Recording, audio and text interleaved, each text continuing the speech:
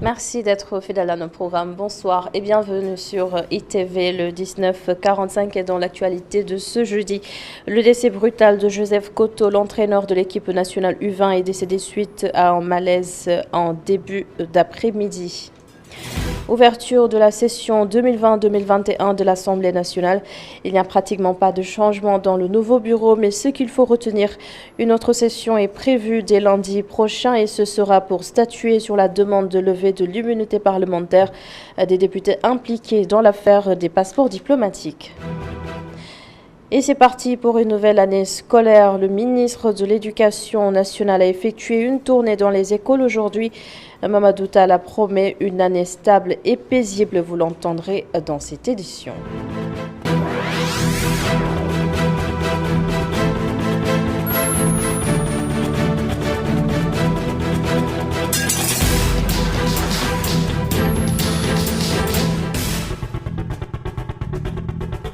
Le journal que nous démarrons avec une nouvelle triste. Joseph Koto est mort à l'âge de 60 ans. Ancien secrétaire de la Jeanne d'Arc de Dakar, club auquel il a dédié une grande partie de son parcours. Il a également dirigé l'équipe nationale A du Sénégal. Joseph Koto a succombé des suites d'un malaise en début d'après-midi. Avec lui, l'équipe locale du Sénégal a remporté plusieurs tournois de l'UEMOA notamment et disputé une demi-finale du championnat d'Afrique des Nations Chan en 2009. Le témoignage de Lamine Mboup, ancien international au téléphone de Cheikh Diop.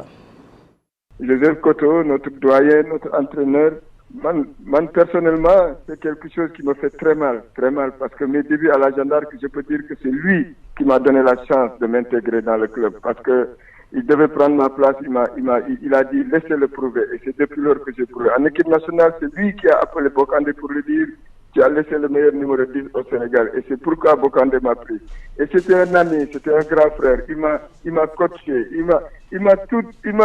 c'est terrible, c'est vraiment terrible ce qui nous arrive à la Jeanne d'Arc, à l'équipe nationale du Sénégal, à tous les sportifs sénégalais. C'était mon ami, c'était mon grand frère, lui et mon père étaient des complices. Il nous a tellement fait plaisir étant footballeur. C'est terrible ce qui nous arrive. Vraiment, un homme grandiose, un homme au cœur d'or, quelqu'un qui n'a jamais eu de problème avec qui que ce soit. Le bureau de l'Assemblée nationale se réunit dès lundi prochain pour examiner la demande de levée de l'immunité parlementaire des députés impliqués dans l'affaire du trafic présumé de passeports diplomatiques. Moustapha Niasse, président de l'Assemblée, promet qu'il va lui-même veiller au respect de la procédure. Regardez. Lundi à 11h, le bureau de l'Assemblée va se réunir sur ce dossier pour démarrer la procédure. Lundi à 11h. Et il n'y a rien à cacher. Rien, je dis, à cacher. Maintenant, cela dit, le député est un citoyen ou une citoyenne qui est responsable de son comportement devant la loi et devant le droit et devant la justice. L'Assemblée nationale, évidemment, ne peut pas aller chez chaque député pour savoir quel thé il boit le matin ou quel café il boit avant de s'endormir. Cela doit être clair dans l'esprit de tout le monde. Chacun est responsable des actes qu'il pose. Et le député ici, à partir de ce micro, c'est la loi qui le dit, ne peut pas être poursuivi pour les opinions qu'il exprime en tant que député. Personne ne peut le poursuivre. Il est protégé. Mais le député est un citoyen. La levée de l'immunité parlementaire a une seule vocation et un seul objectif, c'est de permettre à la justice de disposer de la personne du député, donc d'accéder au député. Si le député n'a rien fait, mais le processus va démontrer qu'il n'a rien fait. Si le député est positif, en tant que citoyen sénégalais, la loi s'appliquera à lui. Je veux que ça soit clair de manière définitive. L'Assemblée nationale ne peut pas être responsable des actes que posent les députés chez eux ou quand ils ne sont pas en séance plénière ou en réunion. La session parlementaire ordinaire s'est donc ouverte ce matin. Pas grand changement au niveau des postes de vice-président, de président de commission, de questeur ou encore de secrétaire. Là-dessus, Aïmer Ouning qui conserve son statut de président du groupe parlementaire Benno Bokk Yakaar. Nous avons voulu garder la même équipe parce que nous sommes à la dernière année de la législature et nous avons pensé qu'il fallait assurer la continuité pratiquement en renouvelant le bureau à 100%. Je peux d'ailleurs vous dire que dans le cadre des commissions, des bureaux des commissions, c'est cette même discipline qui va être observée. Nous n'allons pas apporter des changements majeurs. Ce qui est important, c'est que nous soyons conscients du travail que nous avons à faire et que nous puissions le faire dans l'intérêt de notre pays pour voter évidemment les lois, assurer la représentation nationale, mais aussi justement travailler pour l'équilibre des pouvoirs entre le pouvoir législatif, le pouvoir exécutif et le pouvoir judiciaire. Et à noter enfin qu'un projet de modernisation de l'hémicycle est en cours, fruit d'un partenariat entre l'État du Sénégal et la République de Corée. Les travaux sont estimés à 6 millions de dollars et devraient durer 3 ans. Guy Marius Sagna est condamné à 3 mois de prison avec sursis. Cela dit, il est libre, mais ses avocats contestent le verdict du tribunal. Ils vont donc faire appel selon Maître Moussa Sarr, joint parmi Guy Maram Ndiaye. Oui, le tribunal de grande instance hors classe de Dakar a vidé sa décision en condamnant Guy Marius Sagna à 3 mois avec sursis. C'est une décision sur le plan du droit que nous contestons. Nous prenons acte de la décision, certes, et c'est une décision qui permet à Guy de recouvrer la liberté immédiatement, mais nous estimons encore une fois qu'il n'y a pas d'infraction dans cette affaire. Parce que les deux conditions cumulatives, fausse nouvelle et un discrédit sur les institutions ne sont pas réunies en l'espèce. La gendarmerie n'est pas une institution. La gendarmerie est un corps. Au Sénégal, au regard de la Constitution, seules 6 institutions sont reconnues et la gendarmerie n'en fait pas partie. Donc on ne peut pas parler de jeter un discrédit sur une institution. Autre chose également, le poste n'est pas une nouvelle. C'est un jugement personnel de Guy Marius Sagna par rapport à une situation qu'il a vécue. Donc nous considérons qu'en l'espèce, il n'y a pas d'infraction. Même si la décision de sursis permet à Guy Marius Sagna de recouvrer aujourd'hui la liberté. Sur le principe, nous allons interjeter appel. Même si Guy recouvre la liberté, il reste que sur le principe, nous allons interjeter appel parce qu'il n'existe pas d'infraction à la matière. Les deux conditions cumulatives pour qu'il y ait infraction ne sont pas réunies à l'espèce. Et par conséquent, naturellement, pour le principe, nous interjeterons appel au nom de la défense des libertés ou au nom de la défense de la liberté d'expression des citoyens. Parce que ce n'est rien d'autre en arrêtant Guy Marius Sagna qu'une tentative de porter atteinte à cette liberté-là, une tentative de musulman, une tentative de bâillonner les citoyens, ce qui n'est pas admissible dans une démocratie en état de droit. On ne peut pas accepter qu'on porte atteinte à la liberté d'expression, à la liberté de manifester, à la liberté de penser, à la liberté de manifester. C'est pas admissible dans un état de droit. L'autre titre de ce jeudi, les élèves ont repris le chemin de l'école aujourd'hui. Et dans sa traditionnelle tournée, le ministre de l'Éducation nationale s'est rendu au SEM Anne Belair, où les élèves avaient commis des actes de vandalisme. On s'en souvient en déchirant leur cahier. C'était au début des vacances. Ils ont d'ailleurs présenté des excuses collectives au ministre de l'Éducation nationale, Mamadou Talla. Le compte-rendu est signé Seynabou Babou et Seydina Mbaye. Levée des couleurs pour marquer la rentrée scolaire, ici au collège d'enseignement moyen de Anne.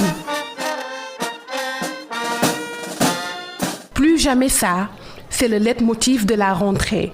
Les élèves du SEM de Anne Belair présentent leurs excuses au ministre de l'Éducation nationale ainsi qu'aux acteurs du système éducatif après la célébration de la fin de l'année dernière. C'est avec des regrets profonds que nous revenons sur la journée du 14 juillet 2021, où nous avions déchiré nos cahiers, vandalisé nos classes et piétiné nos tenues. Nous avons conscience d'avoir très mal agi et nous en avons mesuré les conséquences. Nous présentons ici nos plus sincères excuses à toute la communauté éducative en vous assurant que cela ne se reproduira plus. Le ministre de l'Éducation nationale pardonne, mais il demande aux élèves de faire attention aux réseaux sociaux, le canal de diffusion des vidéos incriminées. Mais comme on le dit, une faute avouée à moitié pardonnée. Mais nous nous dirons qu'ils sont totalement pardonnés en réalité, pas seulement à moitié pardonnés. Mais on ne peut pas s'arrêter là.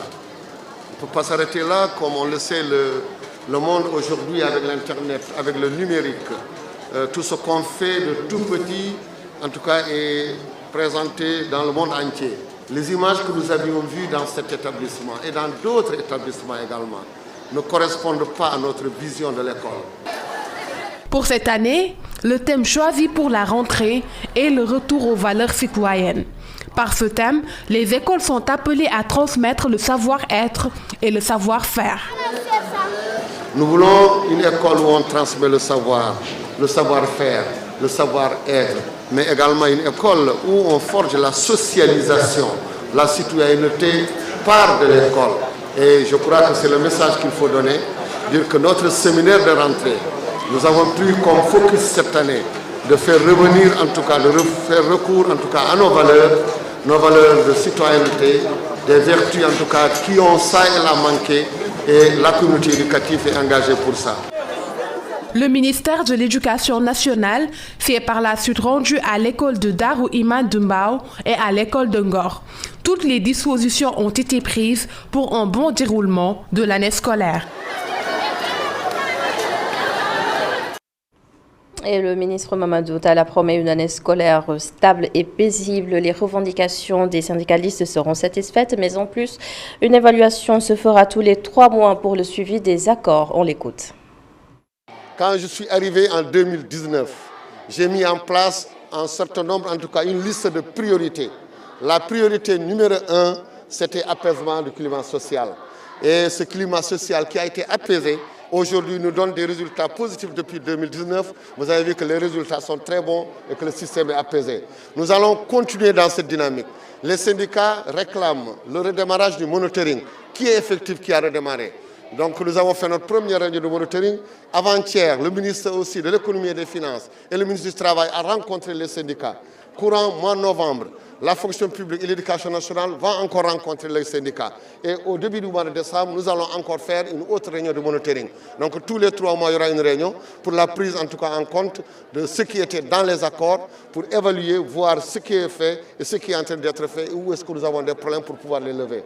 Donc je peux vous dire que c'est ça notre vœu. Nous souhaitons qu'il y ait une année apaisée et on ne peut l'avoir que s'il y a des rencontres avec l'ensemble des partenaires, que ce soit les partenaires sociaux, la société civile, les parents d'élèves, les partenaires techniques et financiers, les collectivités territoriales. Donc c'est comme ça en tout cas que nous voyons nous, la gestion de l'éducation et depuis 2019 ça porte fruit. Et nous parlons maintenant de la rentrée à Mbacké. La mairie vient en appui aux écoles. 13 millions de francs CFA pour des fournitures scolaires. Initiative qui vise donc à soulager les établissements scolaires et les parents. Correspondance Goronaklo et Tchernofaye. Accompagner les élèves de la commune de Mbacké, mais aussi renforcer le dispositif éducatif, objectif de l'actuelle équipe municipale qui a procédé à l'octroi d'un important lot de matériel à l'inspection de l'éducation et de la formation. Abdou Mbacké Ndao profite de la tribune pour réitérer son engagement à appuyer les établissements publics de Mbacké. Nous venons d'offrir aux différentes écoles de la commune de Mbacké, qui accueillent non seulement les élèves de Mbacké, mais les élèves de Touba et villages environnants, une importante quantité de fournitures scolaires pour un montant de 13 500 000. Donc nous avons perpétué l'engagement que nous avions pris dès l'entame de notre accession à la mairie de Mbacké. Mais l'innovation pour ces 3 dernières années, c'est l'introduction des rames de papier dans la dotation. Parce que tout simplement, nous avions doté à toutes les écoles des ordinateurs qui sont connectés, mais aussi un risographe qui a une capacité de 10 000 copies qui est installé au niveau de l'IF. Ceci permettra aux enseignants, aux directeurs d'école de beaucoup plus stabiliser les examens. Parce que vous savez qu'actuellement, partout au Sénégal et dans le monde, les examens se font sur polycopie.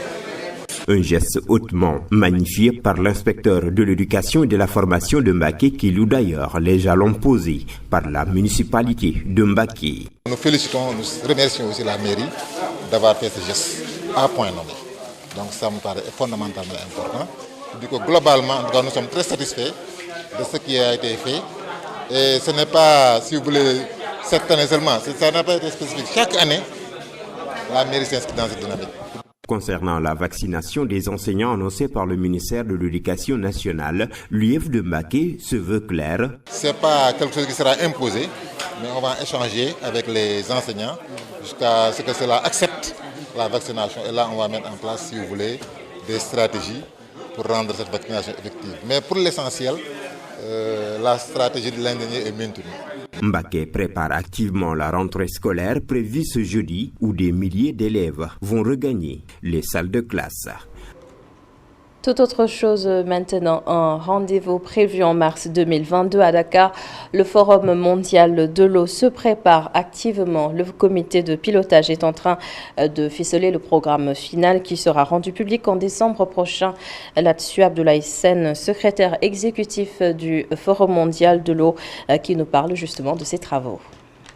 C'est l'occasion de partager les résultats des groupes consultatifs, de prendre connaissance des propositions qui ont été élaborées, de les consolider et de sélectionner les sujets qui vont déboucher sur l'organisation de sessions.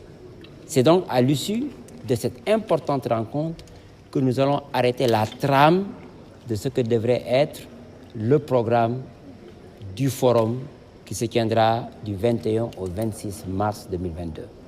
C'est une réunion donc très importante et nous allons enregistrer à l'occasion de cette réunion les propositions aussi de nos partenaires. C'est donc une réunion extrêmement importante et l'on peut dire qu'après cette réunion, il ne restera plus que l'implémentation, que la mise en œuvre pour que nous soyons sûrs qu'en décembre, le programme sera disponible et partagé et que oui, en janvier-février, le Sénégal aura mis en place tout le dispositif logistique pour accueillir l'ensemble des participants que nous attendons en présentiel, en physique, pour que ce forum soit un forum efficace au plan économique, social et politique. À présent, des échos de l'Expo Dubaï 2021, le Sénégal a signé de nouveaux accords avec DP World à Dubaï. De nouvelles orientations ont été définies pour permettre au Sénégal de booster ses retombées. Et nous allons écouter le directeur général du port autonome de Dakar, Aboubacar Sadir Bey. Nous avons aussi signé l'accord de transfert officiel de 15% supplémentaire de l'actionnariat de DP World au port de Dakar, ce qui fait qu'au moment où nous parlons, il est officiel que le port de Dakar détient 25% des parts de DP World. D'ici la fin de l'année, il y aura 15 autres pourcents qui vont être transférés au port de Dakar, au gouvernement du Sénégal. Et ça, les conditions financières sont en train d'être mises en place. Donc sachez qu'aujourd'hui, le port de Dakar détient 25% des parts de DP World Dakar SA. Et avant la fin de l'année, en fin novembre, nous allons signer un autre accord. Cette fois-ci, nous allons signer cet accord à Dakar, ces accords qui porteront sur 40% des parts du port de Dakar, du Sénégal d'une manière générale, dans le capital de DP World. Alors pour ça, nous sommes en train d'y travailler. Donc pour la première partie, c'est déjà fait. Pour la deuxième partie, lors des accords, nous parlerons de ces montants. Et ce n'est pas encore le rush au pavillon Sénégal inauguré hier. Les exposants espèrent que les choses vont changer d'ici la fin de l'expo. Isidore Alexandre Sène et Serine Saludem ont visité les stands pour nous. Nos excuses, Isidore Alexandre Sène et Serine Saludem, nos envoyés spéciaux à l'Expo Dubaï 2020. Ce sera sans doute avant la fin de cette édition. Une note de sport qui nous vient du nord du Sénégal, à Dagana précisément. Le championnat local populaire d'Umban a démarré dans une nouvelle infrastructure sportive. Et d'après le maire de la localité, le stade a coûté une quinzaine de millions de francs CFA. Dembelso au micro de Momar Alissignan. Nous avons assisté aujourd'hui à l'inauguration d'un stade très important qui a regroupé presque tous les jeunes de la commune d'Umban. Et cet stade, vraiment, c'est la commune même qui l'a réalisé. Donc, à cet stade, nous avons effectivement assisté à 2 équipes qui ont joué, l'équipe de Sandent et l'équipe de Mban. Et effectivement, on a aussi assisté au don du maire, qui a donné au moins 13 équipements, aux ASC. Et en cela aussi, il ne s'est pas limité tout simplement à ces 13 équipes. Mais il a aussi fait venir tous les équipes qui jouent dans la commune, notamment des villages qui ne sont pas encore affiliés. Mais par sa politique de largesse et de justice, il a essayé de ramener il a rassemblé au moins 17 autres équipes qui devront faire l'objet la prochaine semaine. Eux aussi, ils auront leur cadeau du maire. Et le reportage de Isidore Alexandre Sen et Serine Saludem, nos envoyés spéciaux à l'Expo Dubaï 2020, ce sera dans nos prochaines éditions. Je rappelle qu'ils ont fait un tour au stand du Sénégal, le pavillon inauguré hier, mais il n'y a pas encore de rush. Mais les exposants espèrent un changement d'ici la fin de l'événement. Et c'est la fin de ce journal. Merci de l'avoir suivi. Merci à l'ensemble des équipes en régie. Bonne suite des programmes sur ITV demain et le reste du week-end. Le 19h45 vous sera présenté par Elhadj Malick Cissé. Bonsoir à tous.